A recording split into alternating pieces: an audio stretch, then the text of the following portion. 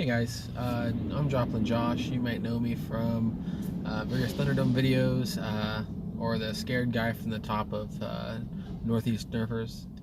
I just kind of wanted to take a minute and talk about HVZ. I'm on my way to NWAR right now. We're about 10 hours into my 15-hour trip, so I'm getting close, starting to see signs for my destination. So really hyped on that. But about this time last year, I had maybe a car of 3-4 people, and I had a crew of maybe 8 people waiting on me in Ohio.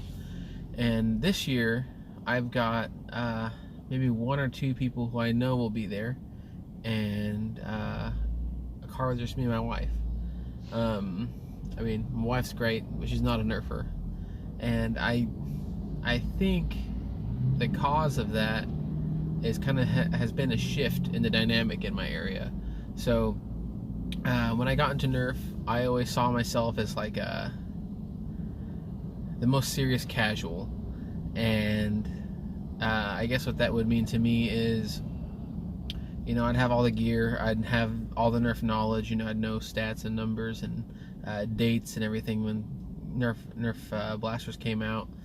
And but at the same time, I was just a totally normal guy. I'd run around in like a polo and shorts with a hammer shot in my pocket.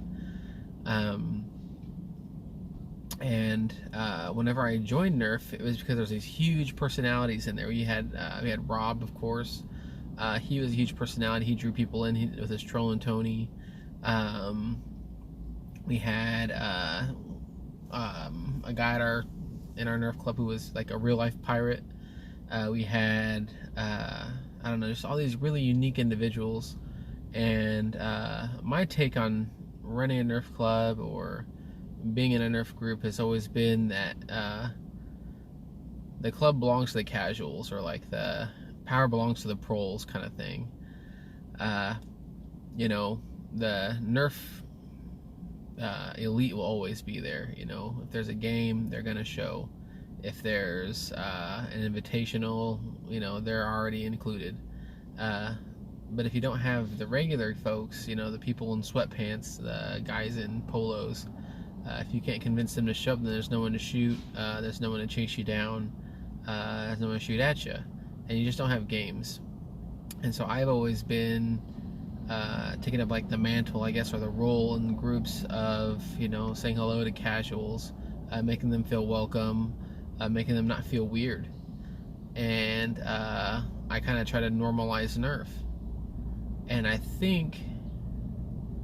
don't know if that's the right way forward. I think that what got me into Nerf was the big personalities, and what kept me in Nerf was the big personalities. It wasn't the regular guys, who had a day off and thought it looked fun. It was the people who breathed Nerf, the people who every room in their house had a Nerf gun in it, and sometimes more Nerf than furniture.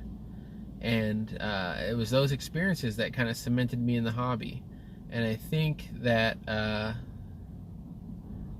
normalization of Nerf in the clubs that I'm in, the club that I created, kind of made Nerf boring. No one was doing anything different.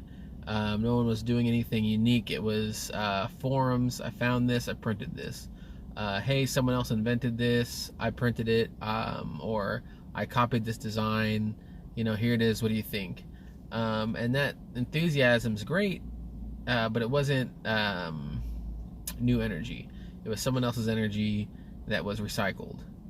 And so I think from after NWAR here, kind of meeting a few people again, I think I'm gonna go from this point on. I'm gonna make Nerf weird again. I've run in crews where people run out into a field with a giant hollowed out teddy bear as their tack gear. Their drop pouch is a teddy bear leg. I've seen guys run into dark zones with nothing but a